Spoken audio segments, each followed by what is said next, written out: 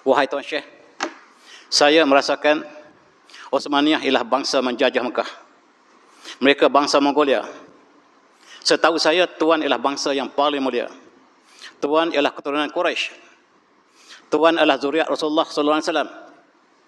Saya rasa tuanlah orang yang paling layak menjadi khalifah Islam. Kata Syarif Hussein, ya benar. Kenapa saya tidak pernah terfikir bahawa saya orang paling mulia sekarang? Jarum Yahudi telah masuk ke dalam gubernur di Mekah, penjaga Mekah kita. Kata British, sekiranya Tuan ingin menjadi khalifah, saya boleh tolong Tuan untuk jatuhkan kerajaan Islam di Hijaz dan kita sama-sama menjatuhkan Osmaniyah di Istanbul. Ya, kita boleh lakukan. Dengan syarat Tuan lantik saya menjadi khalifah menggantikan Osmaniyah. Tak ada masalah, kata British dan Yahudi.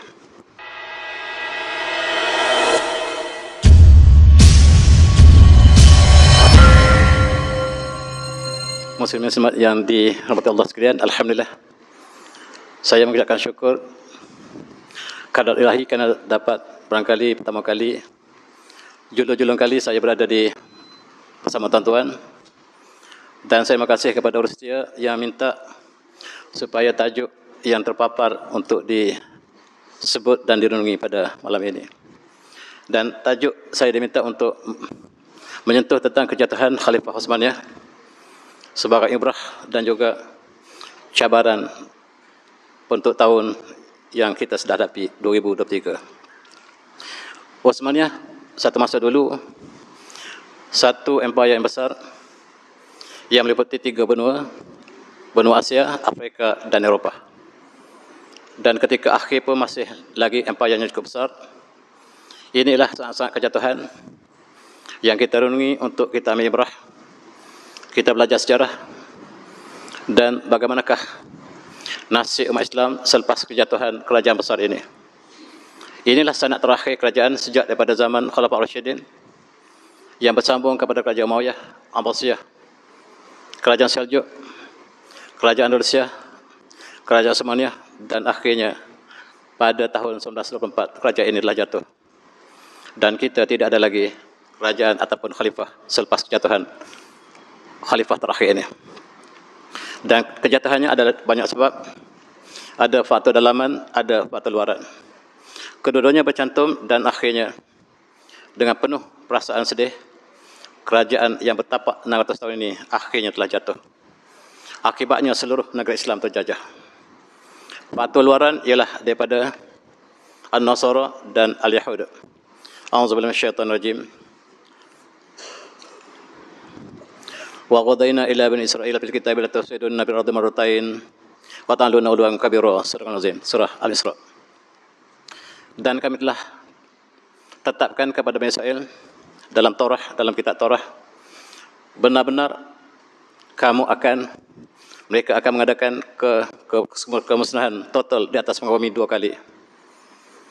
Allah menyatakan bahawa Bani Israel akan mengadakan kemusnahan yang uluwan kabira, terlampauan yang melampaui sebatas. Ahli tafsir mengatakan kali pertama ketika mereka membunuh para anbiya yang diutus kepada mereka, mereka diserang oleh Raja Bani Nasr dan Masjid Aqsa telah diruntuhkan. Kemudian ahli tafsir juga berpendapat bahawa kemusnahan yang besar ini akan dilakukan pada masa sekarang. Mereka mengganas di dunia, termasuklah di Palestin. Dan kita kenal malam ini ialah Palestin. Dan di situlah Masjid Aqsa, kiblat pertama Islam, yang ketika di bawah kerajaan Utsmaniyah dijaga dengan rapi. Tentera Utsmaniyah berkawal dan memberikan satu suasana yang aman tenteram untuk seluruh pengunjung umat Islam ke Baitul Maqdis. Tetapi sayang, apabila jatuhnya kerajaan Utsmaniyah, maka bukan saja Masjid Aqsa kita terancam, tetapi Palestin yang di mana letaknya bumi ini juga telah terancam. Kita lihat tuan-tuan, antara sebab kejatuhan ialah bagaimanakah Yahudi yang telah dihalau oleh Rasulullah sejak zaman baginda di Madinah. Mereka telah dihalau keluar di mana saja mereka berada. Mereka tidak pernah di negara selepas dihalau daripada Madinah. Dan sekitar kurun yang ke-19, mereka telah membentuk satu kesatuan yang ingin mengembalikan orang Yahudi ke tanah Palestin. Ketua mereka ialah Theodor Herzl, gambar sebelah kanan, yang kemudiannya bertemu dengan Khalifah terakhir Sultan Abdul Hamid yang kedua sebelah kiri. Dan mereka membincangkan Yahudi menawarkan belanjaan yang banyak, rasuah yang besar kepada Sultan supaya dibenarkan orang Yahudi untuk masuk ke Palestin. Apa jawab Sultan kita, Khalifah terakhir kita? Dan dirakamkan dalam sejarah, Sultan Abdul Hamid merakamkan kata-katanya cukup tegas yang kita kenang sampai hari ini. Ini la astati' an atahalli an syibrin wahidin min ardi Palestin. Saya tidak akan lepaskan sejengkal pun bumi Palestin. Fahiyat laisat milku yamini. Dia bukan milik saya. Bal ummah Islamiyah, tetapi Palestin ialah bumi Islam. Palestin bukan bumi saya, tetapi bumi orang Islam seluruhnya, bukan milik Palestin pun. Milik kita semua. Laqad jahada sya'bi fi sabil hadzal ard wa rawahu damahu. Dan kaumku umat Islam telah berjuang, dan untuk mendapatkan bumi ini kami telah tumpahkan darah. Dan kami telah menumpahkan darah yang banyak untuk mendapatkan bumi ini. Sekiranya Yahudi ingin bumi ini, maka darahlah padanya. Jawapan ini telah memberikan gambaran bahawa selagi baginda berada dalam takhta di Istanbul, bumi Palestin tidak mungkin diserahkan pada siapa, termasuklah orang Yahudi. Yahudi membuat plan B yang ingin menjatuhkan kerajaan Islam ini. Apabila diberikan rasuah yang besar kepada Sultan ini, Sultan terus mengatakan, "Iza muzaqat daulah Utsmaniyah al-Khalifah yawmama fa innahum yastati' an ya'khudhu Palestin bila saman." Dan sekiranya satu masa Khalifah Islam telah jatuh, maka ketika itulah kamu dapat mengambil tanpa harga. Tetapi sekiranya Khalifah masih tegak di bumi ini, sejengkal bumi Palestin tidak akan diserahkan. Dan sekiranya kamu ingin bumi Palestin, maka darahlah padanya. Maka kata ini sudah cukup untuk memberi gambaran bahawa Khalifah sangat tegas terhadap bumi Palestin. Selain pada itu, ada orang Yahudi telah mula masuk ke Palestin untuk mendakwa bahawa bumi itulah bumi moyang mereka. Lalu Sultan Utsmaniyah ataupun Sultan Abdul Hamid mengeluarkan firman bahawa sejak hari ini, mulai hari ini, tidak boleh lagi orang Yahudi memasuki Palestin, sedangkan sebelum ini dibenarkan. Sebelum ini dibenarkan untuk mereka kembali ke Palestin dengan aman dan tenteram. Tetapi apabila diketahui niat mereka bukan niat yang baik, maka mulai tarikh surat ini, maka Yahudi tidak dibenarkan untuk kembali Palestin. Ini menimbulkan kemarahan Yahudi yang telah menguasai kerajaan yang besar di dunia ketika itu. Mereka menguasai Rusia, mereka menguasai UK, mereka menguasai Perancis, dan mereka sudah menguasai Amerika. Sekarang tentera mereka ini akan dikumpulkan untuk menjatuhkan Islam. Al-Kufar al-Limit wahidah. Orang kafir bila bertemu dengan Islam, mereka boleh bersatu. Dalam kes ini kita lihat seluruh tentera dunia telah berpadu untuk menjatuhkan kerajaan Utsmaniyah. Dan mereka telah mengumpulkan seluruh tentera Eropah, dan mereka cetuskan Perang Dunia Pertama. Tujuan Perang Dunia Pertama ialah untuk menghancurkan Islam. Tiba-tiba Islam dimatu oleh Jerman. Ketika seluruh dunia sedang merancang untuk menghancurkan Islam, tiba-tiba Jerman satu-satunya negara di dunia yang rela bersama Islam. Sebab itulah tuan-tuan sangat benci pada Jerman, sebab tuan-tuan membaca sejarah yang ditulis oleh British. British sangat marah dengan Jerman, sebab tanpa Jerman, Islam akan kalah dengan mudah. Tetapi apabila Jerman bersama dengan Utsmaniyah, yang mereka sebut Ottoman, maka peperangan yang hebat telah berlaku. Dalam peperangan ini, Utsmaniyah telah kalah, Jerman telah kalah, dua-dua kalah. Orang kalah menerima akibat daripada orang yang menang. Dan dunia selepas itu dibentuk oleh orang yang menang, orang yang kalah dipinggirkan. Kita adalah orang yang kalah. Ini tentera Jerman. Pada malam peperangan Dunia Pertama, mereka bersolat yang tidak dinyatakan oleh British. Tentera Jerman ramai yang Muslim. Ada beberapa infanteri yang terdiri pada semua Islam. Dan diserunya Jerman mengesukan jihad akbar bersama dengan Utsmaniyah. Tentera Islam di depan Jerman yang tidak pernah dinyatakan dalam sejarah negara kita. Mereka lah yang bakal menentang tentera Ahzab seluruh dunia. yang dipimpin oleh Perancis, British, Amerika, Rusia, Itali dan seluruh dunia sedang bersatu untuk menentang Islam dan Jerman. Malam peperangan mereka bertahajud. Tentera Jerman bertahajud bersama tentera Osmaniyah dan mereka telah melancarkan jihad akbar yang barangkali sejarah negara kita tidak pernah menyatakannya. Kedua-duanya kalah, Jerman kalah, Ottoman pun kalah. Kekalahan inilah yang menyebabkan mereka merancang satu lagi untuk menjatuhkan khalifah yang terakhir ini, Sultan Abdul Hamid yang kedua. Ini pemandangan pada hari Jumaat yang mulia. Khalifah keluar untuk ke masjid. Tiba-tiba perancangan dilakukan oleh Yahudi dan termasuklah juga bangsawan daripada istana khalifah. Bersama-sama menunjukkan perasaan, mengatakan khalifah ialah pemerintah yang zalim. Sebab berlaku kematian di Armenia yang dirancang oleh Yahudi dan mereka menuduh Sultan membunuh rakyatnya sendiri. Sultan membazir.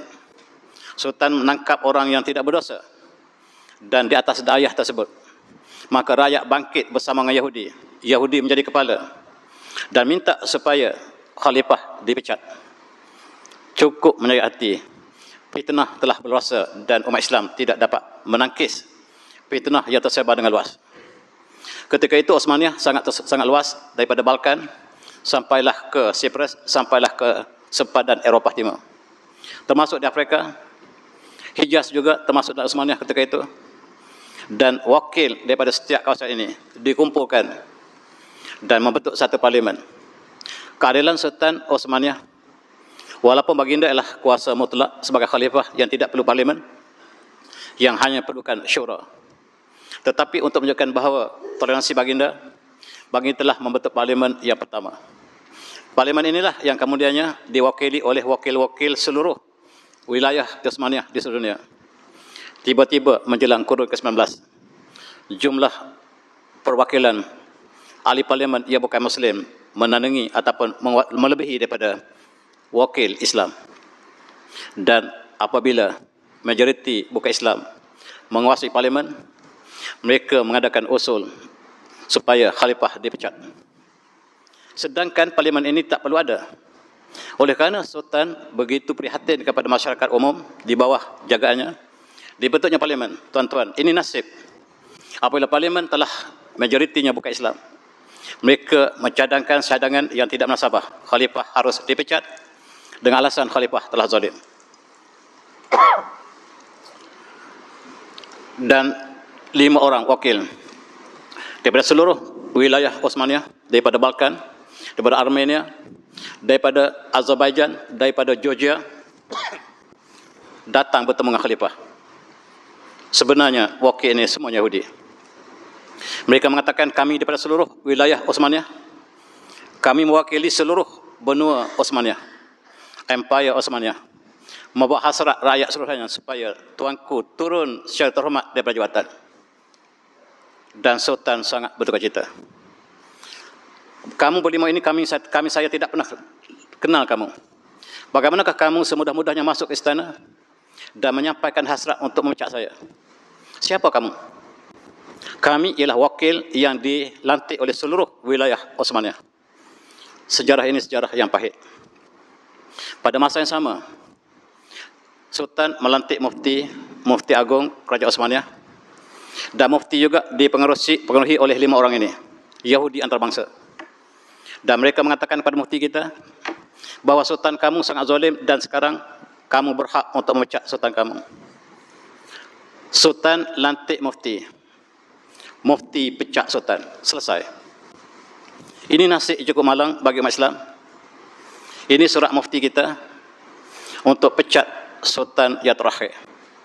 Mereka bukan memecat Sultan seorang, tetapi satu sistem khalifah sanak terakhir daripada kepimpinan, daripada zaman kerajaan Khalifah Rashidin sampailah kepada terakhirnya Sultan ini. Surat ini menandakan khalifah berakhir.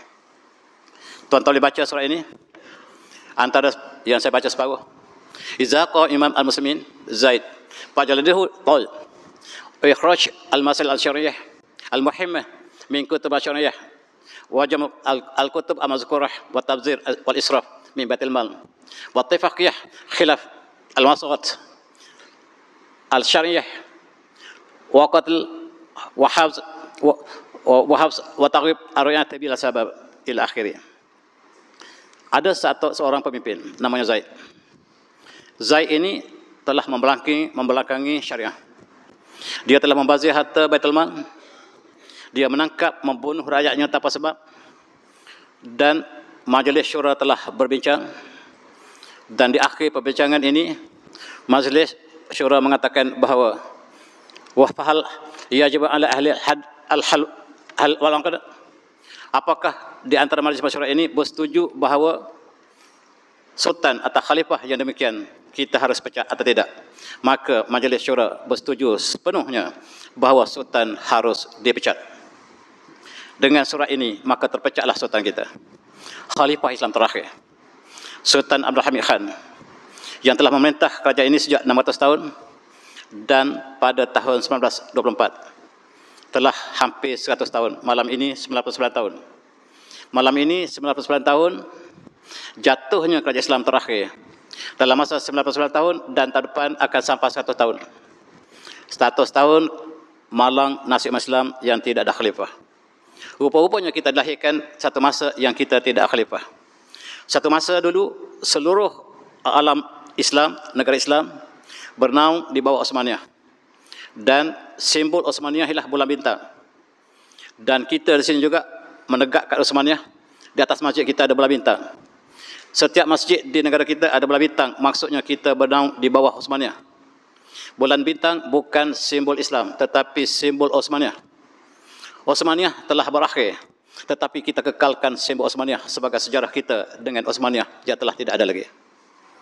Turki moden mengambil simbol yang sama. Di Malaysia, setiap negeri di Malaysia kebanyakannya bersimbol Osmaniyah. Johor ada bulan bintang, Selangor ada bulan bintang, Terengganu ada bulan bintang, Kelantan ada bulan bintang, Perak ada bulan bintang. Maksudnya kita bernaung di bawah Osmaniyah. Tetapi sayang, British telah menguasai kita. British telah putuskan sejarah kita dengan khalifah umat Islam yang terakhir ini. Malam tersebut, Sultan menulis dalam diarinya, malam tu aku tidak tidur dan aku berada di atas sajadah dan ku telah bersolat sepanjang malam. Malam tersebut aku bersujud sampai subuh. Kita tidak dengar seorang dalam moden ini bersujud daripada tengah malam sampai subuh. Dan dia berdoa kepada Allah, ya Allah, jagalah daulah negaraku daripada segala keburukan orang yang berdosa ini. Dan tiada ada lain yang aku serahkan harapanku hanyalah pada Kau, ya Allah. Ya Allah, janganlah Kau perlihatkan padaku kacau bilau yang lain, kemalangan yang lebih dahsyat pada ini. Dan inilah pengaduanku pada Kau, ya Allah. Dan apakah aku orang yang berdosa? Apakah yang berlaku pada kerajaan ini? Apakah aku seorang berdosa, ya Allah? Sekira itulah sebabnya jatuhnya kerajaan ini. Maka aku bertaubat padamu, ya Allah. Dan sekarang aku merenungi di manakah kesalahan yang menyebabkan sebuah kerajaan Islam telah jatuh di tanganku. Tuan-tuan, pada masa yang sama, British dengan kuncu-kuncunya memasuki negara Islam. Mereka masuk ke Mesir. Mereka mengatakan bahawa kamu dijajah oleh Osmaniyah. Kamu orang Mesir lebih mulia daripada Osmaniyah. Maka kenapa kamu dijajah oleh bangsa asing? Sedangkan tidak pernah menjajah kita sebagai satu empire Islam. Kita berada sewah di khalifah. Mereka pergi ke Syria. Mereka mengatakan kamu dijajah oleh Osmaniyah. Mereka datang ke Melaya. Mereka mengatakan kamu dijajah oleh Osmaniyah. Maka tentera Melayu di bawah British, moyang kita yang menjadi tentera British bersama dengan British bersedia untuk memerangi kerajaan Islam. Dan British telah menubuhkan pasukan Melayu, tentera Melayu, supaya bersama-sama untuk menentang musuh kita. Dalam Perang Dunia Pertama, musuh kita adalah Islam, kerajaan Islam. Moyang kita tidak faham, tuan-tuan. Dan fitnah itulah yang menyebabkan akhirnya jatuhnya kerajaan Osmaniyah. Dan umat Islam yang pertahankan Osmaniyah dikatakan sebagai pemberontak dan sebagainya. Satu fitnah yang besar ialah satu masa Mekah dan kita sebut Hijaz, kawasan di Timur Tengah, dilantiknya cucu Rasulullah, zuriat Rasulullah bernama Syarif Hussein sebagai khalifah ataupun sebagai gubernur yang kita orang Melayu sebut Raja Mekah. Bukan raja sebenarnya, dia adalah gubernur Kerajaan Osmaniyah yang diberikan tugas untuk menjaga Mekah dan Madinah. Orangnya mulia, Syarif Hussein. Dan British lebih bijak. British bersama dengan Yahudi bertemu dengan Syekh Raja Mekah ini yang dilantik oleh Osmaniyah. Wahai Tuan Syekh, saya merasakan Osmaniyah ialah bangsa menjajah Mekah. Mereka bangsa Mongolia. Setahu saya, Tuan ialah bangsa yang paling mulia. Tuan ialah keturunan Quraisy. Tuan adalah zuriat Rasulullah sallallahu alaihi wasallam. Saya rasa tuanlah orang yang paling layak menjadi khalifah Islam. Kata Syarif Hussein, ya benar. Kenapa saya tidak pernah terfikir bahawa saya orang paling mulia sekarang? Jarum Yahudi telah masuk ke dalam gubernur di Mekah, penjaga Mekah kita. Kata British, sekiranya Tuan ingin menjadi khalifah, saya boleh tolong Tuan untuk jatuhkan kerajaan Islam di Hijaz dan kita sama-sama menjatuhkan Osmaniyah di Istanbul. Ya, kita boleh lakukan. Dengan syarat Tuan lantik saya menjadi khalifah menggantikan Osmaniyah. Tak ada masalah, kata British dan Yahudi. Maka Syekh kita ditipu. Syekh kita bersama dengan McMahon, tentera Yahudi yang sangat-sangat licik. McMahon ialah penasihat tentera kepada Syarif Hussein, Gubernur Mekah, yang sangat dimuliakan. Dan sekarang mereka bergabung tenaga untuk menjatuhkan kerajaan Islam terakhir. Ini detik-detik yang sangat-sangat mendukacitakan. Kata British, kami boleh bom Mekah. Sebab Mekah dikawal oleh tentera Osmaniyah. Kami boleh bom Mekah sekiranya Tuan Syekh benarkan kami lakukan. Kata Tuan Syekh, asalkan Osman jatuh, bom seluruhnya. Asalkan Kaabah jangan dibom. Di kita Kaabah kita hancur, tuan-tuan. Pada tahun 1916, ulama Melayu kita ramai di Mekah ketika itu. Sebahagian mereka mencatatkan apa yang berlaku di sana, sebahagian mereka tidak mencatatkan. Cukup malang, tuan-tuan, di sekitar Mekah kita dibom oleh British dan juga tangan yang dilakukan oleh tentera Yahudi. Dan akhirnya kalahlah Osmaniyah di Hijaz.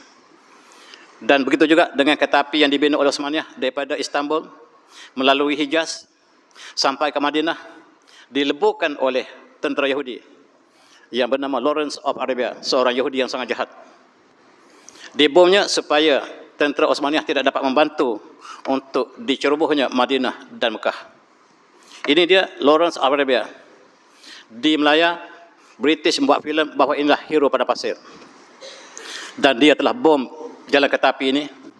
Tuan-tuan yang pergi umrah, jangan lupa singgah di stesen kereta api terakhir kita di Madinah sebagai simbol kerajaan Osmaniyah yang telah terakhir. Dan dia telah memberikan ucapan dalam bahasa Arab, tuan-tuan. Dan Lawrence Arabia memberikan ucapan dalam bahasa Arab, "Sya'irtu annani wada'tu yadi an la syirian alladhi yarbutu at-turk bil Arab. Falamma fajannahu wa qatanahu zalika syirian." Dan bila kita bom jalan kereta api ini yang menghubung Turki dengan Madinah, yang menghubungi Istanbul dengan Madinah, sesungguhnya kita telah putuskan tali salur nadi mereka.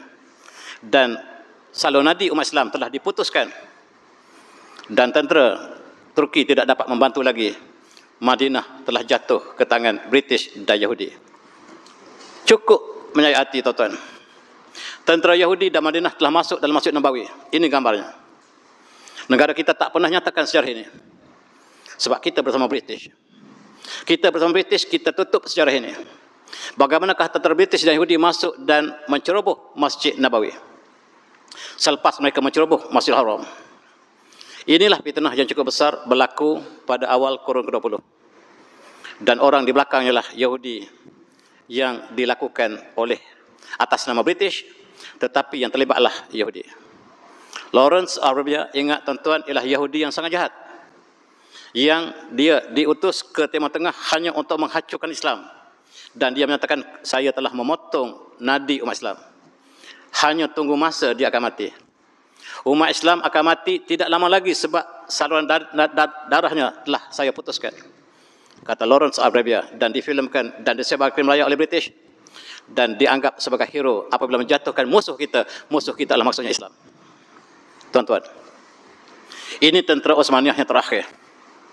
Dia berkawal di Masjid Nabawi. Dia ditugaskan untuk menjaga Masjid Nabawi sepenuhnya. Dan dia bersama tenteranya tidak menyerah kalah. Walaupun kerajaan Osmaniyah telah kalah, tentera ini sangat tegas dan dia tidak akan menyerahkan kubur Rasulullah. Saya ditugaskan untuk menjaga makam Rasulullah dan saya tidak akan lari petugas saya. Tetapi di sinilah pengkhianat, tuan-tuan. Di dalam tentera Osmaniyah ada tentera yang belot. Tentera inilah yang memujuk panglima mereka, wahai tuan, kita telah kalah. Tidak ada gunanya kita pertahankan sebab seluruh Madinah telah dikepung oleh mereka. Tuan akan selamat sekiranya tuan menyerahkan Masjid Nabawi. Demi Allah saya tak akan serahkan. Tenteranya mengusungnya keluar daripada Masjid Nabawi. Diserahkan kepada Yahudi. Yahudi bawanya dan dipancung. Selesai masalah. Ini panglima kita terakhir yang pertahankan Masjid Nabawi. Dan sekarang Masjid Nabawi jatuh ke tangan Yahudi. Kenapa berita ini tidak sampai ke negara kita? Kenapa berita ini tak sampai ke Pulau Pinang sedangkan kapal haji pulang balik daripada Pinang ke Jeddah ditutup oleh British? Raja Mekah memberi amaran supaya jangan siapa yang menceritakan di tanah Melayu. Dibimbangi, kita akan bangkit bersama menentang Raja Mekah. Berita tidak sampai, tuan-tuan, ketika itu. Dan ini gambar yang menjadi tentera Yahudi dan British telah menguasai Masjid Nabawi. Satu peristiwa yang cukup malang bagi Islam. Jatuhnya Osmaniyah, jatuh dua masjid. Al-Haramain yang menjadi masjid yang paling mulia di atas bumi. Dan lepas ini pula masjid yang ketiga paling mulia, Masjid Aqsa, juga dirancam oleh mereka yang sama. Dalam konteks ini, selepas jatuhnya Osmaniyah di Hijaz, ini ialah gambar Syarif Hussein yang bekerjasama dengan British dan juga Yahudi tadi. Sekarang Osmaniyah telah jatuh. Sekarang tiba masa untuk saya dilantik menjadi khalifah umat Islam. Tunggu dulu, kata British. Jangan gesa-gesa, ya Syekh. Kami boleh lantik kamu tetapi bukan untuk Islam, tetapi hanya untuk Hijaz. Kalau Hijaz tak cukup dengan kami menentang Osmaniyah. Dulu tuan berjanji untuk berikan seluruh umat Islam kepada kami. Tak, kami berjanji dulu untuk Hijaz saja. Itu pun dengan syarat. Syarat apa lagi? Kamu serahkan Palestin pada saya. Masya Allah, kata Syekh. Demi Allah, saya takkan serah Palestin pada kamu. Palestin bukan bumi saya. Macam mana saya nak serahkan Palestin pada Yahudi dan British sekiranya dia bukan bumi saya? Tak perlu kamu punya. Hanyalah pengakuan kamu sudah cukup. Kamu mengatakan saya sengaja-sengaja secara pribadi akan serahkan Palestin kepada Yahudi. Cukup. Dan kamu akan lantik menjadi Raja Hijaz. Dan demi Allah saya tidak akan kata Syarif Hussein. Kalau tidak ada kamu ditangkap dan dihalau daripada Mekah dan dia dihalau ke Cyprus. Dihantar ke Cyprus dan dia mati dalam buangan. Ini nasib mereka yang bekerjasama dengan musuh Allah.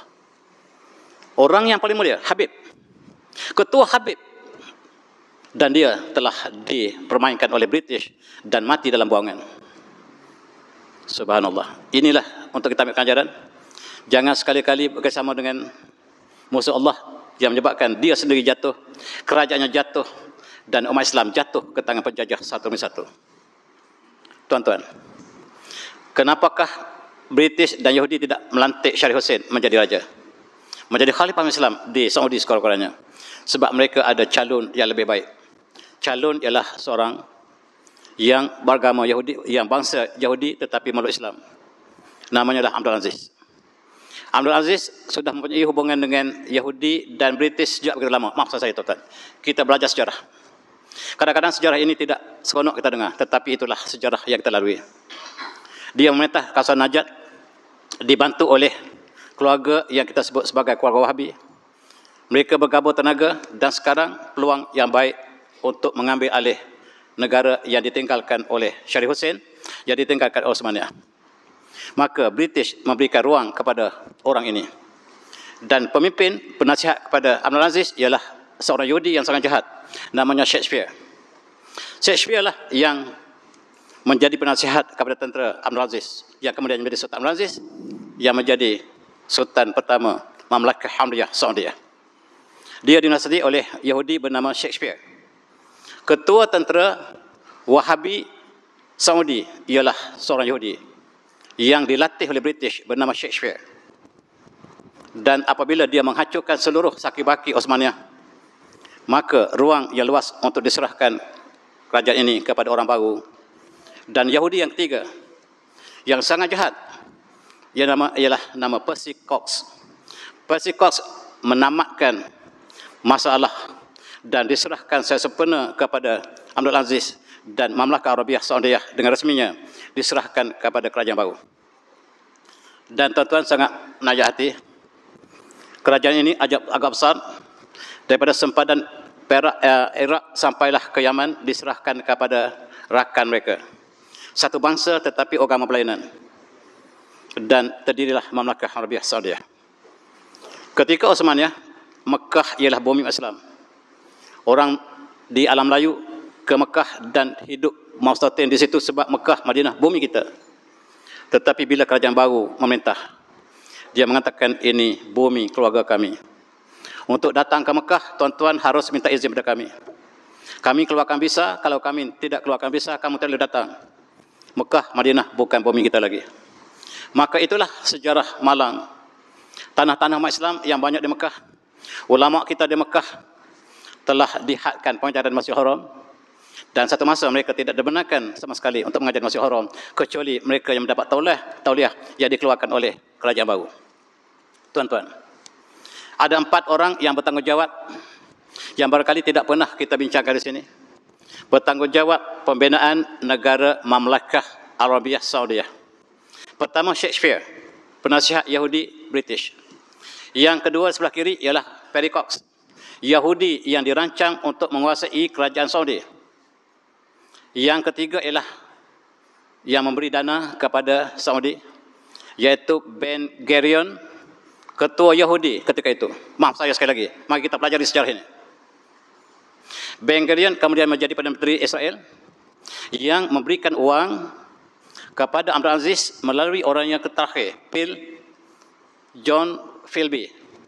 Dia membawa uang daripada Yahudi kepada Saudi untuk pertahankan daripada saki-baki Osmaniyah yang sedang masih berada di kawasan Semenanjung Arab. Uang Yahudi, tentera British menjadi tonggak kepada pembentukan kerajaan Saudi yang moden. Takdir ilahi, orangnya terakhir, iaitu John Philby, telah memeluk Islam. Apabila dalam Islam, dia memecahkan rahsia seluruhnya. Apabila dia telah memeluk Islam, dia pecah rahsia seluruhnya. Dan tuan boleh baca bukunya, Ayyam Arabiyah. Dia menceritakan sedetail-detailnya daripada bagaimanakah kerajaan yang terbentuk, kerajaan Saudi, Mamlakah Al-Saudiyah Arabiyah, yang telah dibentuk oleh Yahudi ini dalam bukunya Ayyam Arabiyah selepas dia memeluk Islam. Namanya selepas dia memeluk Islam ialah Abdullah Philby. Dan dia menulis tentang bagaimanakah terdirinya kerajaan Saudi yang dibantu oleh Wahabi. Dan kisahnya cukup menyayat hati, tuan-tuan. Kalau kita baca buku ini, boleh menitis air mata bagaimanakah nasib Islam ketika itu. Dan dalam buku ini, tuan-tuan boleh baca dalam Kashf Syubhat ini, dia menceritakan sebahagiannya, sebaik saja mereka berpadu antara Wahabi dan Saudi, membentuk kerajaan, fatwa dikeluarkan, dan mereka membunuh orang yang lain pada paham mereka. Mereka mengatakan bahawa mereka yang pahaman selain pada mereka telah jelas kafir dan harus dibunuh. Mereka masuk ke Hijaz, membunuh, dan itulah yang cukup menyayat hati dalam awal kurun ke-20. Sejarah ini sekali lagi tidak ditulis negara kita. Sejarah ini dilarang oleh British untuk ditulis oleh negara kita, dan kita tidak tahu apakah yang berlaku di sana. Tuan-tuan boleh baca buku tulis oleh mufti kita di Mekah. Mufti kita bernama Syekh Said Ahmad Zain Dahlan, tuan guru kepada ramai ulama kita, termasuklah Syekh Abdullah Fahim juga murid kepada Syekh Said Ahmad Zain Dahlan ini. Dan apakah yang disebutkan oleh Syekh ini ketika zaman fitnah di Mekah? Tuan-tuan boleh lihat bagaimanakah mereka masuk Taif. Gabungan yang mereka sebut sebagai Ikhwan Wahabi. Ikhwan Wahabi ialah tentera khas yang ditubuhkan oleh dua pasukan ini, iaitu gabungan antara ulama Wahabi dan Saudi. Dan mereka masuk membunuh dalam masjid sebab mereka tidak sepahaman dengan aliran akidah yang telah diresmikan oleh kerajaan. Dan selepas itu, tuan-tuan boleh baca, saya tak sanggup untuk bacanya.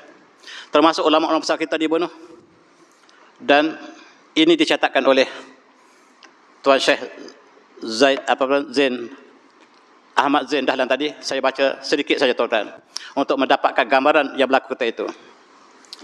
Dan kata Syekh ini, wakasun min hadis an-Nabi sallallahu alaihi wasallam fi tasrih bi hadzal fitnah. Qaulihi sallallahu alaihi wasallam, yakhrujun nas min qabli masyriq yaqra'una al-Quran la yujawizu tarakihim yarquna min ad-din kama yanqus saham min ramiyah. Simahum at-tahriq. Dan kata Syekh tadi, Mufti Mekah, kita ingat hadis setelah yang menyatakan bahawa manusia akan datang daripada sebelah timur. Mereka membaca Quran dengan cantik. Mereka membaca Quran, tetapi Quran mereka hanya dibaca tidak sampai kalbu, tetapi hanya taraki sampai ini saja. Dan dia keluar daripadanya keimanannya seperti keluarnya panah daripada busuknya. Dan tanda kumpulan ini ialah mereka bercukur. Kumpulan Wahabi ialah simbol mereka bercukur, tuan-tuan. Sekarang mereka tidak bercukur lagi. Tetapi ketika mereka mangkit Mekah, semua mereka bercukur. Dan hadis ini mengatakan simahum at-tahliq, mereka lah kumpulan yang bercukur. Dan kata juga Mufti ini, wa hadza hadis jaa bi riwayah katsirah ba'daha fi hadis Bukhari. Hadis ini hadis yang sangat sahih yang menceritakan apa yang berlaku, kata Mufti tadi, yang benar-benar berlaku pada awal kurun yang ke-20. Antara ulama kita yang besar yang dibunuh ialah guru kepada Syekh Abdullah Fahim, iaitu Syekh Abdullah Azawawi, Mufti Al-Syafi'iyah di Mekah, dibunuh oleh mereka sebab dituduh kafir. Antara Syekh Abdullah Abu Khairid dibunuh dan dia adalah qadhi besar Mekah, dibunuh di atas tuduhan adalah kafir sebab tidak mengikut akidah yang telah dipatwakan oleh kerajaan baru. Termasuklah Said Yusuf Az-Zawawi juga telah dibunuh. Ramai ulama kita dibunuh di Mekah, tuan-tuan, cukup menyayat hati. Dan mereka membunuh juga di kawasan yang lain, termasuklah di wadi-wadi dan tempat-tempat seluruh kawasan tersebut. Dan inilah satu fitnah yang cukup menyayat hati berlaku pada sekitar tahun 1935. Berita ini juga dihalang untuk sampai ke negeri kita. Dan jemaah haji yang sampai ke sana dipesan berkali-kali supaya tidak menceritakan apa berlaku di Mekah ke tanah air. Ketika itu, tuan, berita tidak tersebar. Dan berita ini telah hilang ditelan oleh masa. Apabila mereka masuk ke Mekah, kejatuhan Osmaniyah, maka tempat-tempat yang bersejarah umat Islam telah diruntuhkan. Dengan alasan bahawa di sinilah tempat bid'ah, tempat khurafat dan sebagainya. Antaranya adalah tempat rumah kelahiran baginda Rasulullah SAW, telah dirubuhkan pada tahun 1950 dengan alasan bahawa ini tidak membawa kepada dan membawa umat kepada khurafat dan sebagainya, dan diruntuhkan. Sekarang diganti dengan maktabah. Cukup berbeza apabila mereka memelihara istana Yahudi terakhir. Rasulullah menghalalkan kumpulan Khaybar, tuan-tuan, dalam peperangan terakhir. Kota-kota mereka dijaga dengan sempurna dan dijadikan tempat pelancongan. Tetapi yang ada sejarah dengan Islam, mereka runtuh. Mereka dapat standard sebab mereka membina ataupun menjaga tempat-tempat yang ada hubungan dengan Yahudi. Mereka sangat prihatin dengan tempat-tempat yang pernah ditinggal ataupun didiami oleh orang Yahudi. Bangsa Quraizah, bangsa Qainuqa, bangsa Nadir, bangsa Khaybar dipelihara dengan baik. Mereka ingin menjadikan ini tempat wisata, tempat pelancongan, tetapi tidak sejarah Islam. Dan inilah yang berlaku sepanjang pemerintahan mereka. Dan ketika itu, tuan-tuan, nasib Palestin juga turut malang selepas Mekah dan Madinah dikuasai mereka. Maka kita lihat perang dunia pertama mengakibatkan umat Islam kalah. Negara Osmaniyah dibahagikan faraid kepada mereka. Sebahagian dibahagi kepada British, sebahagian kepada Perancis, sebahagian kepada Rusia, sebahagian kepada lain-lain. Dan umat Islam dijadikan sebagai makanan. Dan khusus untuk Palestin, kawasan yang disebut sebagai Transjordan ini, termasuk Syria sekarang, Jordan dan juga Palestin, diserahkan kepada British dan sebagai transit untuk diserahkan pada Yahudi. Tuan-tuan, British telah dikuasai oleh Yahudi. British ketika itu telah dikuasai oleh Yahudi, dan uang untuk peperangan British disalurkan oleh Yahudi dan ketua mereka bernama Rothschild. Dan apabila sebaik saja kalah Islam, di kerajaan Islam kalah, maka diserahkan Palestin kepada Rothschild. Palestin sekarang bertukar menjadi negara Rothschild. Mereka sebut Israel, tetapi sebenarnya negara individu, iaitu Rothschild. Dan surat ini menyaksikan penyerahan yang total. Kerajaan British menyerahkan Palestin kepada keluarga Rothschild. Oleh sebab itu, mengaturlah perkara ini untuk jadikan apapun Palestin, dan dengan itu umat Islam harus dihalau keluar daripada Palestin. Mereka bawa masuk ramai orang Yahudi ke Palestin. Sejak tahun 1919 mereka telah masukkan, inilah gambar pertama, kapal Yahudi singgah di Jaffa. Mereka mengambil kawasan orang Palestin, dan khalifah kita secara resmi pada bulan Mac 1924, The Caliph deposed dan khalifah telah dimasukkan. 1924, 100 tahun lepas, kita tidak ada khalifah sama sekali. Negara-negara umat Islam masing-masing menjaga diri masing-masing. Tidak ada seorang ketua pun, dan sekiranya ada khalifah, nasib Palestin tidak berlaku seperti hari ini. Dan itulah yang cukup menyayat hati. Saya dipesan untuk teruskan. Dan akibat jatuh Osmaniyah, maka seluruh umat Islam, negara umat Islam jatuh. Daripada Morocco, Algeria, Tunisia, Libya, Mesir, Sudan, Jordan, Iraq, Iran, Turki, semua jatuh serentak. Cukup malam, tuan-tuan. Tidak ada satu negara umat Islam yang masih tegak, merdeka, tidak ada. Jatuhnya Osmaniyah yang kita tidak sedar. Kenapa kita dijajah? Ialah sebab jatuhnya Osmaniyah. Dengan adanya Osmaniyah, Osmaniyah tidak membiarkan kita dijajah. Tetapi sebaik saja Osmaniyah jatuh, The Caliph deposed, dan negara umat Islam dijajah satu persatu. Daripada hujung ke hujung, seluruh negara Arab dijajah oleh masing-masing tentara azab moden. Yang dipimpin oleh Perancis, dipimpin oleh British, Itali, dan lain-lain.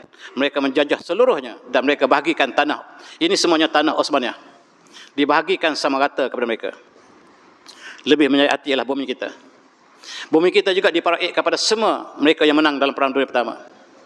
Kamboja diserahkan kepada Perancis. Bumi Champa yang sekarang sudah menjadi Vietnam diserahkan kepada Perancis. Filipina yang nama asalnya lah Pulau Maharaj ditukar nama Filipina, diserah pada Spanyol.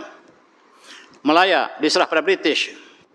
Sumatera, Jawa diserah pada Belanda, dan lain-lain. Tidak ada negara umat Islam yang terkecuali. India dan Pakistan juga terjajah.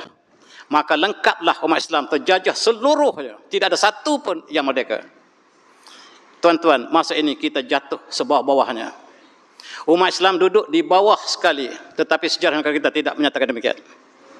Sehingga pejuang-pejuang kita mengatakan bahawa, wahai pemuda-pemuda Islam, kamu telah berada tepat yang paling bawah.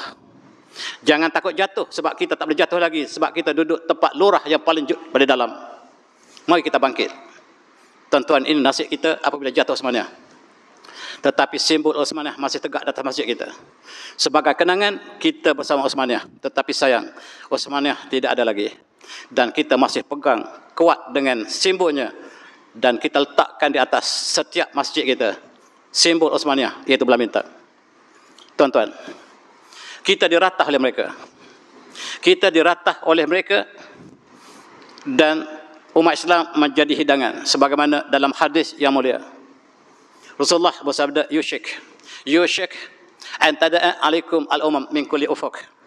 Dan hampir-hampir kamu akan diratah oleh seluruh, akan dimakan oleh seluruh umat daripada seluruh ufuk. Kama tada'a al-aqlah ila qasamatiha.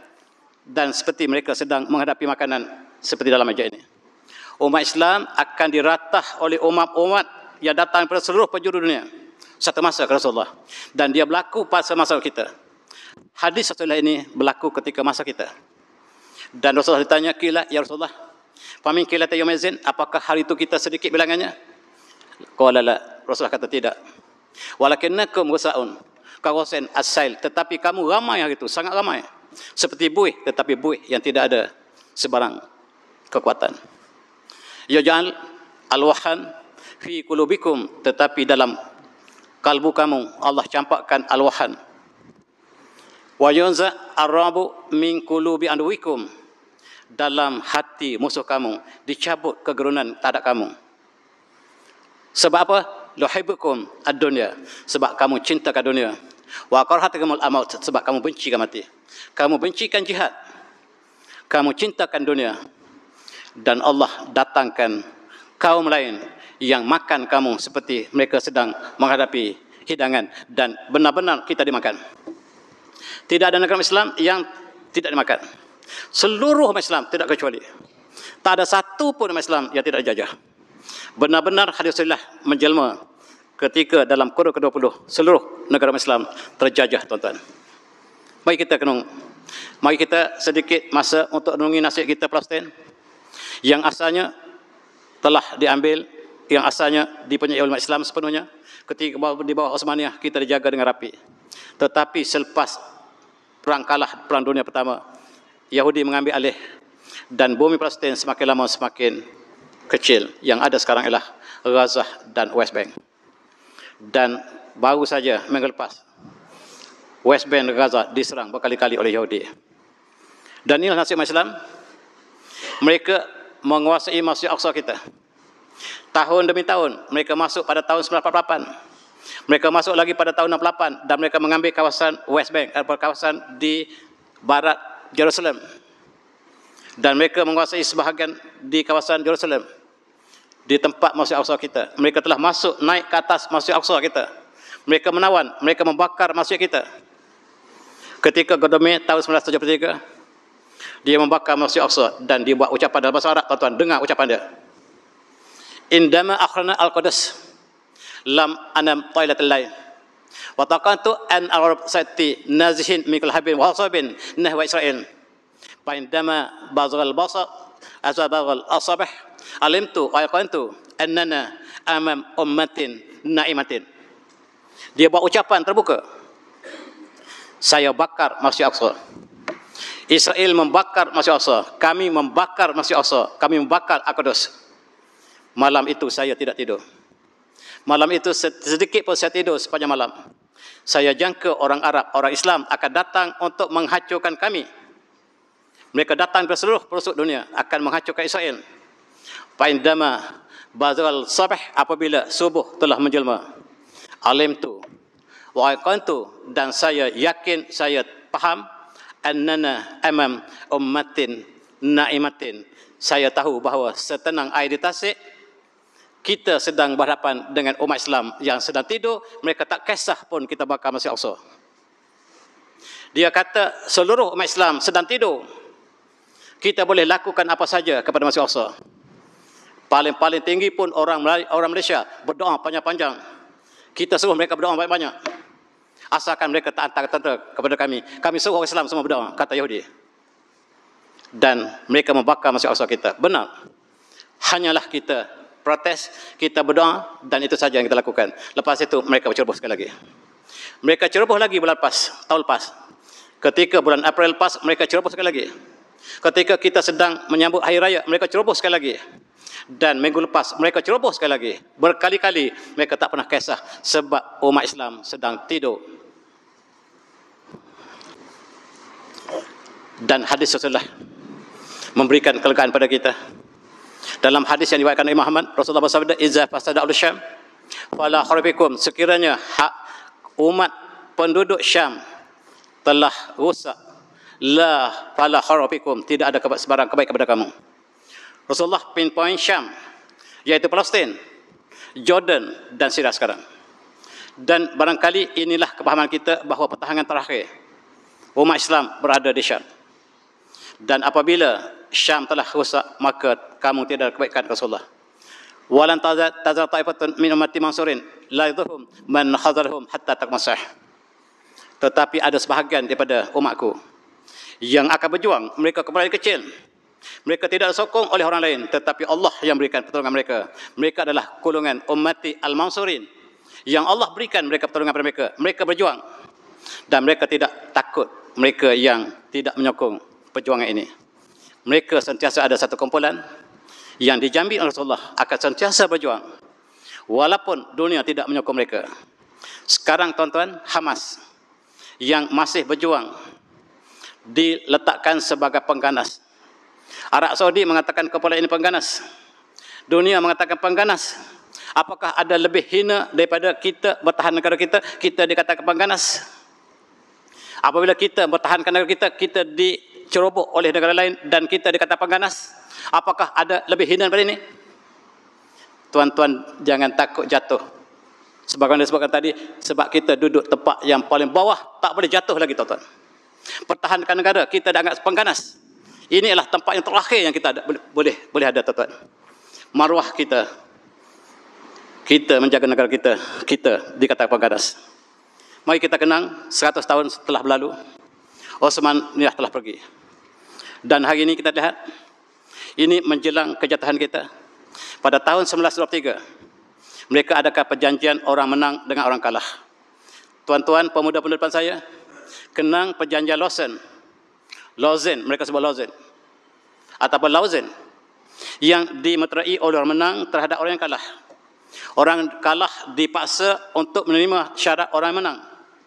Orang menang mengatakan Osmania akan dikecilkan sekecil-kecilnya daripada 3 benua diberikan kepada sebuah negara yang sekarang bernama Turki. Turki simbol kekalahan umat Islam. Bumi yang luas seperti ini tuan-tuan, seluas itu dikecilkan oleh tentera Azab moden menjadi sebesar Turki moden. Ini 100 tahun telah berlalu. Menjelang tahun 2023 ini, perjanjian ini telah terbatal. Dan Turki boleh mengambil kembali buminya yang lepas. Bumi seluas ini boleh Turki, kalau nak ambil sekarang boleh. Sebab perjanjian telah tamat malam tahun baru lepas. Dan Turki sedang merancang untuk menyemak kembali term yang ada dalam perjanjian Lausanne. Dan mari kita kenang kembali. Tuan-tuan lihat, Greece di bawah Osmania. Greece ialah sebahagian Osmania. Balkan sebahagian Osmania, tetapi diserahkan pada Greece. Lebih memalukan, pulau-pulau di tepi Turki diserahkan semuanya pada Greece. Seperti Pulau Pangko diserahkan pada orang lain. Pulau kita diserahkan pada musuh kita untuk menghina Islam. Seluruh pulau di tepi Turki diserahkan pada Greece. Sebab kita kalah. Di sini kita kalah. Kita terima apa saja syarat yang mereka berikan. Mereka mengatakan sepatutnya Turki tidak ada negara langsung. Tetapi kami ihsan pada anda, kami beri seluas ini. Apa kamu tidak bersyukur? Kata Tentera Azab moden. Turki terpaksa terima. Lebih-lebih lagi, pemerintah Turki kita itu bukan bersama kita, tetapi bersama mereka. Dalam konteks ini kita lihat, inilah yang menerima Mustafa Kamal Ataturk lah yang menjadi petualang dalam perjuangan ini. Dia menghantar Perdana Menterinya untuk menerima syarat ini. Sebagai penghinaan pada Islam, pulau-pulau diserahkan kepada orang lain. Dan inilah cukup menjahati. Dan sejak daripada itu, diistilahkan kalimah secularism yang dikatakan kalimah ladin fisiasah. Agama asing, politik asing. Masjid tidak boleh bercakap politik lagi. Ini disahkan oleh Turki. Dan buat pertama kali pada tahun 1994, masjid tidak boleh bercakap politik lagi. Dan dibawa ke Melaya oleh British, dan Melaya diistilahkan oleh British sebagai sekular yang kedua selepas Turki. Kita mengambil bondet Turki menjadi sistem pemerintahan negara kita. Kalau mana sekular, maksudnya masjid, silakan anda pergi. Tetapi hal urusan pentadbiran diserah kepada orang lain. Tuan-tuan boleh bercakap tentang muamalah dalam masjid, tetapi sistem ekonomi kita menggunakan kapitalisme, liberalisme, pragmatisme dan interest sebagai asas. Riba yang Allah istilahkan perang dan Allah dan Rasul istilah perang, itu menjadi asas kepada negara kita. Ini sekular. Dalam masjid kita boleh solat, di luar kita menggunakan sistem lain. Di masjid kita baca Al-Quran, di luar kita menggunakan sistem undang-undang. Selain pada Islam, kita menggunakan common law. Maafkan saya tuan-tuan. Inilah asal daripada pencabulan dilakukan oleh Mustafa Kamal Ataturk. Dan lebih menyoyak tuan-tuan, tuan-tuan lihat senarai yang dilakukan oleh Mustafa Kamal Ataturk untuk Islam. Menegah azan dalam bahasa Arab yang asal. Sekolah agama dihapuskan, haji dibatalkan, dan dia menambahkan nama Mustafa kepada nama asalnya. dan nama lengkapnya Mustafa Kamal Atatürk, Mustafa baru saja ditambah. Kemudian menjadikan hari cuti hari Jumaat, hari cuti hari Sabtu, hari Jumaat bekerja, hari Ahad bekerja untuk mengambil hati orang Kristian dan orang Yahudi. Hari Sabtu orang Yahudi pergi ke sinagog, hari Ahad orang Kristian pergi ke gereja. British bawa ke negara kita. Kita merdeka tetapi budaya masih terjajah, sejarah masih terjajah. Maaf saya tuan-tuan, kuliah malam ni tak seronok.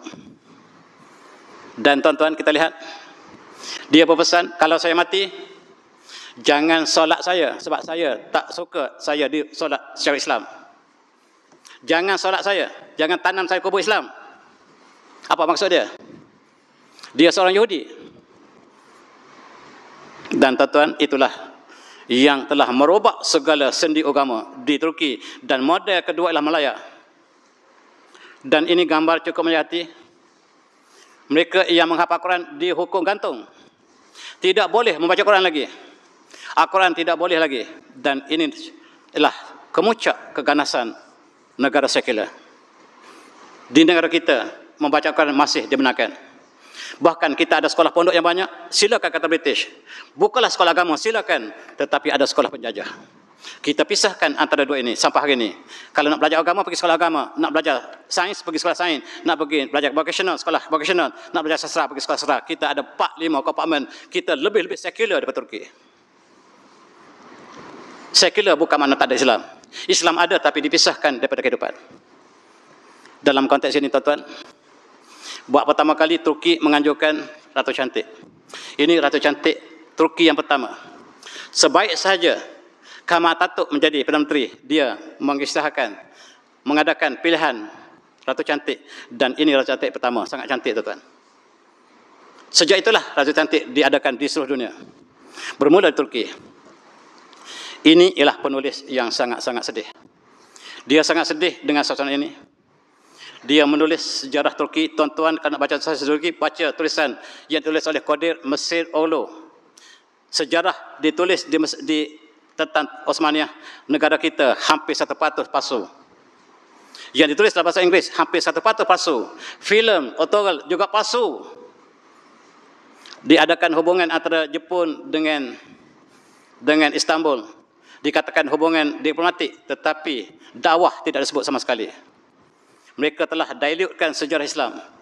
Dan filem-filem dalam Netflix diselewengkan sedikit demi sedikit. Dan untuk meracuni pemikiran pemuda-pemuda kita yang sedang bangkit untuk memahami sejarah Osmaniyah, tetapi daripada saluran yang salah. Dan dia berpesan, siapa saja yang menyokong sekularisme, jangan hadir Jumaat solat jenazah saya. Dia meninggal dunia pada 2017 lepas. Pemuda depan saya, kalau nak baca tentang sejarah Turki, jangan baca tulisan lain. Baca tulisan yang tulis ulama kita. Ini seorang ulama kita yang menulis sejarah Turki yang sebenarnya. Tuan-tuan, tentera Turki yang terakhir sangat sedih. Kita juga sedih. Kejatuhan khalifah kita yang terakhir. Dan sampai hari ini ada orang Islam yang tidak sedar dia tidak khalifah. Dia sangka dia dalam negara Islam, sedangkan pemerintahan ataupun sistem pemerintahan dia jauh sama sekali dari Islam. Dan dia sudah mengharapkan syurga, sedangkan seluruh kehidupan di luar masjid mereka tidak ada hubungan dengan Islam sama sekali. Bank mereka menggunakan sistem riba. Sistem dagang mereka sekularisme, dan kita mengharapkan syurga. Sistem pemerintahan kita mengambilkan undang-undang tertinggi negara kita, undang-undang common law yang diasaskan pada budaya Kristian. Kita ada Al-Quran, kita tinggal Al-Quran, kita mengambil undang-undang lain dan kita mengaku kita Islam. Tuan-tuan yang saya hormati, sekarang menjelang tahun baru, perjanjian Lausanne telah terbatal. Bumi yang luas boleh disemak kembali. Balkan ialah Osmaniyah. Yunani ialah Osmaniyah. Dan apakah sanggup Mahkamah Dunia mentafsir kembali bumi asal Osmaniyah? Dan sekarang pemimpin mereka ke arah untuk mentafsirkan kembali perjanjian Lausanne yang telah tamat malam hari tahun baru lepas. Dan apakah kerajaan Osmaniyah baru akan ditubuhkan Turki? Ini persoalan yang tidak dapat dijawab oleh kita hari ini. Dan tentera Azad moden sedang memerhati Turki dengan penuh waspada. Sebab mereka boleh klaim bumi asal mereka. Dan apakah Turki mula-mula sekali sebagai maruah Turki kembalikan pulau yang berhampiran dengan Turki kepada Turki. Ini step yang pertama. Nak tengok apakah ICJ, Mahkamah Dunia, mendengar sedangkan ini diserahkan pulau ini ketika perjanjian tahun 1923, sekarang telah tamat. Pertama, kata Egan, serahkan pulau-pulau ini kepada kami. Sebab di sini tentera-tentera Yunani telah ditempatkan untuk menghadapi Turki. Tempat ini sangat sensitif, peperangan akan mencetus, dan oleh sebab itu pulau ini diklaim oleh Turki pada 1 bulan lepas. Tuan-tuan yang semati, apakah pulau Cyprus juga yang asalnya pulau Islam, yang ada dalam hadis silsilah, ada sahabat yang melawat pulau ini, umat Islam yang membangun pulau ini, tetapi British di bawah Perdana Menteri baru berjanji akan pertahankan pulau ini untuk bagi pihak Yunani. Al-Kufar wa al-Wahidah. Al-Kufar wa al-Wahidah, orang kafir akan bersatu, tuan-tuan, bila bertemu dengan Islam. Dalam konteks ini, kata Turki, kalaulah bagi kami jajahan yang lebih luas ini pun sebagai step pertama. Iraq itu Turki punya. Belum lagi dengan Saudi. Belum lagi dengan kawasan luas. Ini baru Turki. Kami ingin klaim ini dulu. Termasuk Mosul, termasuk Kirkuk. Telah masuk dalam Iraq. Ini masih bumi Osmaniyah. Saudi masih Osmaniyah. Palestin Osmaniyah. Perjanjian 1923 telah terbatal. Kita percaya dunia tidak akan melayan keturunan Turki. Dan oleh sebab itu, sempadan yang dibuat dalam perjanjian Lausanne ini meletakkan sempadan antara Turki dengan Yunani, Greece, sangat-sangat menzalimi Turki. Dan peperangan tidak dapat dielakkan. Pengasas dunia mengatakan bahawa di sini bakal tercetus peperangan. Dan kita berharap tidak berlaku. Dunia mengatakan peperangan akan tercetus di sini. Dan di Taiwan akan tercetus peperangan. Dan kita lihat juga peperangan sedang berlaku di Ukraine. Menambahkan tahun 1923, tahun yang penuh dengan cabaran. Sekarang tuan-tuan, inilah Istanbul. Dan untuk kita masuk ke Laut Hitam, tempat peperangan Ukraine, terpaksa melalui daripada selat yang dipunyai oleh Turki. Tetapi Turki orang kalah. Dalam perjanjian Lausanne, dia tidak ada hak sepenuhnya. Oleh sebab itu, bumi mereka sendiri, perairan mereka sendiri dipunyai antarabangsa. Turki ada hak, tetapi terhad. Sekarang, perjanjian Lausanne telah tamat. Turki kata kami akan bina satu terusan baru di tepi Istanbul yang menjadikan Istanbul sebagai pulau dalam tahun akan datang, insyaAllah. Dengan terusan ini, maka Turki memiliki terusan ini 100%. Oleh sebab itu, kebebasan untuk masuk ke Laut Hitam ialah kepunyaan Turki 100%, tidak sebagaimana yang selat ini, selat Bosporus ini dipunyai antarabangsa. Walaupun di perairan Turki, walaupun Turki ada hak, tetapi terhad dalam antarabangsa. Oleh sebab itu, tahun 2023 tahun yang tidak tenang, tuan-tuan. Dan Istanbul bakal menjadi pulau. Dan Turki telah menemui minyak reserve petroleum yang banyak. Turki mengisytiharkan di Laut Mati, di Laut Hitam, ditemui 320 bilion cubic meters reserve petroleum yang masih terpendam. Dan akan bakal menjadikan Turki sebagai superpower dalam petroleum. Barangkali menandingi AUE, barangkali menandingi Saudi, dan tentulah kawasan ini kawasan yang sangat dicurigai. Tentera Azab moden tidak akan lepaskan begitu saja. Tuan-tuan semati, sekarang tahun 2023 telah menjelang. Turki telah mengada kapal explorer, kapal cari gali minyak bernama Fatih, untuk kembali kepada zaman pembukaan Istanbul, pembukaan Konstantinopel, dan kapal ini akan mencari gali minyak di Laut Hitam, tempat yang belum diterokai oleh siapa, tuan-tuan. Dan inilah menggambarkan sesuatu yang bakal menimbulkan krisis dunia, sebab Islam apabila ingin bangkit, lebih lagi dia katakan Erdogan ingin membawa Turki menjadi kembali pada Osmaniyah yang lama. Dan cita-cita ini tidak direstui oleh tentera Azab moden. Dan kita lihat sekarang, Turki walaupun kelihatan tidak mesra dengan Rusia, tetapi mula mendekati Rusia. Rusia juga memerlukan rakan baru. Rusia memerlukan negara Arab menyokong mereka sebab sedang berperang dengan musuh yang lebih besar, musuh New World Order yang sedang merancang untuk menjadi One World Government seluruh dunia dan menjadikan Jerusalem sebagai pusat pemerintahan New World Order baru menggantikan New York. Sekarang kelihatan barangkali hubungan ini ada hubungan dengan apa yang berlaku pada tahun 2023 ini. Jangan lupa apa yang berlaku di Ukraine. Bagaimanakah Amerika mencoba Ukraine dan dituduh Rusia menyerang Ukraine. Sedangkan Ukraine ini ialah bumi yang dicipta oleh Yahudi dan Amerika. Ukraine asalnya lah bumi Rusia, yang kemudian terpisah pada tahun 1991, yang kemudiannya dimasuki oleh tentera NATO, dan terpaksalah Rusia memberikan lain merah, tetapi sengaja Amerika lakukan provokasi, dan apabila Rusia pertahankan dirinya, dikatakan Rusia menyerang Ukraine. Sejarah di Malaysia, berita di Malaysia semua dipetik daripada CNN. Tuan-tuan ditipu hidup-hidup. Mari kita berfikir, tuan-tuan. Seluruh tentera moden hari ini, tentera Azad moden, sedang merancang kita sebagai makanan mereka. Dan ingat, tuan-tuan, Rusia dengan Ukraine adalah penyumbang pengekspor gandum besar dunia. Dan sekarang mereka telah sekat ekonomi Rusia. Rusia sekat gandum mereka ke Eropah. Rusia juga tutup gas pipe mereka ke Eropah, dan Eropah menjerit apabila bulan 12 yang lepas, ketika mereka menyambut Christmas, ditutupnya gas oleh Rusia dan Finland menjerit. Berita ini tak sampai ke Malaysia. Malaysia hanyalah berita daripada Yahudi yang sampai ke kita. Berita daripada Islam tak sampai dengan sempurna di sini. Berita yang berlaku pada Rusia tidak berlaku, tak sampai ke sini.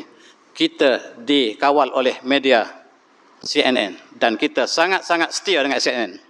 Sedangkan orang mereka tidak percaya pada CNN. Yang paling setia dengan CNN ialah orang Malaysia. Itu satu kajian dilakukan oleh Badan Penyiaran.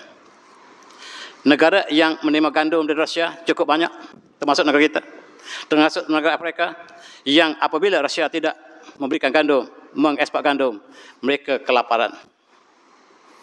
Setiausaha Agung Bangsa Bersatu telah membuat satu statement menjelang akhir tahun lepas. Dia mengatakan bahawa tahun 2023 ialah tahun kelaparan. Al-Maju'ah fi Tariq, kelaparan sedang melanda umat dunia. Dan Al-Maju'ah fi Tariq, tahun 2023 ialah tahun yang dibimbingi sebagai tahun kelaparan. Anak-anak di tempat peperangan akan lapar. Eropah juga sedang diserang oleh snow yang sangat-sangat menyayat, dan mereka menimbuskan kota New York sekarang. Dan di negara Eropah dilanda oleh ribut salji yang cukup dahsyat, dan mereka sangat bergantung kepada gas yang disalurkan oleh Rusia. Jangan lupa di Yaman, negara yang paling besar, tuan-tuan, di dunia, Amerika, bersama dengan Saudi, negara yang kaya, menyerang negara yang paling miskin, Yaman. Dan kehancuran tidak dapat dielakkan lagi. Kelaparan telah melanda 30 juta umat Islam di Yaman. Mereka mengatakan untuk perangi orang Syiah, yang mati orang Sunni. Inilah nasib umat Islam tauhid. Dan di Afrika kita lihat kelaparan demi kelaparan. Bukan saja di Yaman, tetapi di Sudan, tetapi juga di Ethiopia, dan negara-negara Afrika juga sedang diserang oleh kelaparan.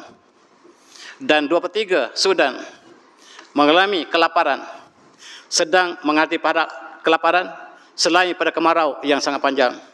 Di sebahagian dunia ditimpa oleh banjir yang besar, sebahagian dunia yang kering kontang. Dan inilah memberikan suasana yang kita hadapi ketika kita melompat daripada tahun lepas. Kita menyambut tahun baru dan kita ingat umat Islam yang sedang dirundung malang di seluruh dunia.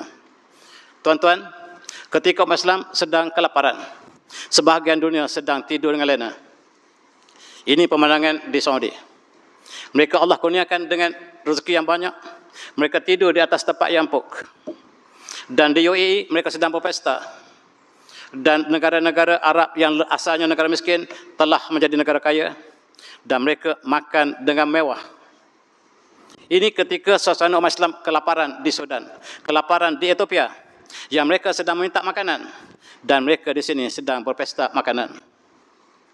Dan ketika kita sedang lapar di sebahagian negara yang kemarau, mereka makan satu talam yang besar hanya untuk 2 orang. Ini Saudi. Sebahagian besarnya dibazirkan. Termasuk di UAE. UAE, Dubai mengadakan pesta makanan ketika umat Islam sedang lapar. Di Malaysia juga kita mewah, tuan-tuan. Dan WHO mengisahkan di Asia Tenggara, Malaysia paling mewah makanan. Walaupun kita tidak paling kaya, tetapi dari segi makanan, kita paling mewah dan kita orang paling obes di Asia Tenggara.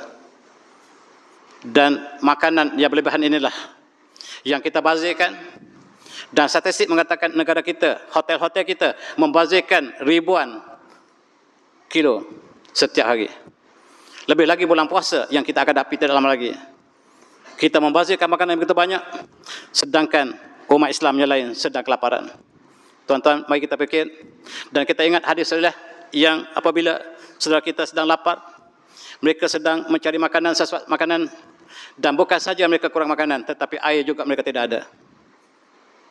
Dan kita ingat hadis Rasulullah. Hadis Rasulullah yang mengatakan laisal mu'min allazi yashba' wajruhu ja'in ila janbih atau kama qala. Bukan seorang mukmin sekiranya dia kenyang tidur waktu malam, sedangkan jirannya tidur dalam kelaparan.